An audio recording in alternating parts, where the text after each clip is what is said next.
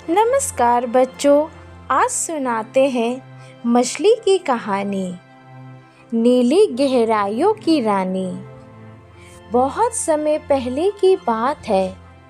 गहरे नीले समुद्र में एक सुंदर सी मछली रहती थी जिसका नाम था नीरा। नीरा कोई आम मछली नहीं थी। उसके शरीर पर नीले और चांदनी जैसे चमकदार पैमाने थे जो सूरज की रोशनी में ऐसे चमकते थे जैसे समुद्र के नीचे कोई सितारा हो। नीरा का घर एक रंग बिरंगे कोरल रीफ में था जहाँ हजारों मछलियाँ, केकड़े, सी हॉक और अन्य समुद्री जीव रहते थे। वहाँ हर दिन एक त्योहार जैसा होता। मस्ती, तैराकी और ढेर सारी कहानियाँ। अध्याय 1। जिज्ञासु नीरा। नीरा बहुत जिज्ञासु थी। वो हमेशा जानना चाहती थी कि उसके रीफ के बाहर क्या है।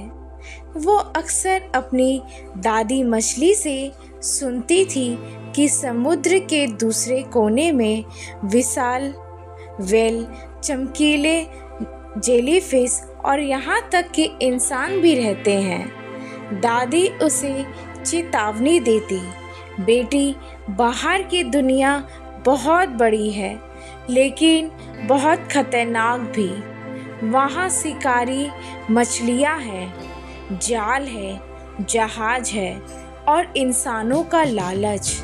लेकिन नीरा की आंखों में एक सपना था, दुनिया देखने का सपना।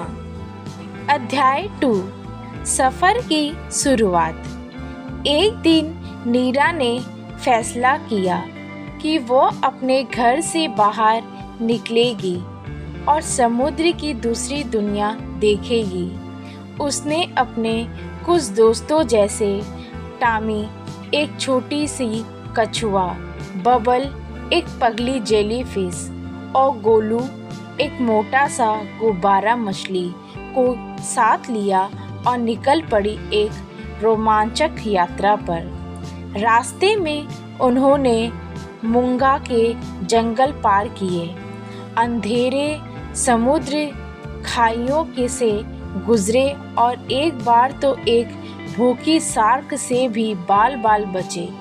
लेकिन नीरा कभी नहीं डरी।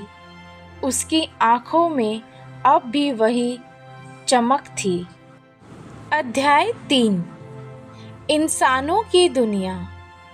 कुछ दिनों की यात्रा के बाद वो समुद्र के किनारे के पास पहुँचे। वहाँ उन्होंने पहली बार एक नाव देखी और फिर जाल। नीरा को पहली बार इंसानों का डर समझ में आया। कई मछलियाँ जाल में फंसी थी और तड़प रही थी। नीरा और उसके दोस्तों ने मिलकर एक योजना बनाई और उन मछलियों को छुड़वाया। वो दिन उनके जीवन का सबसे बहादुर दिन था।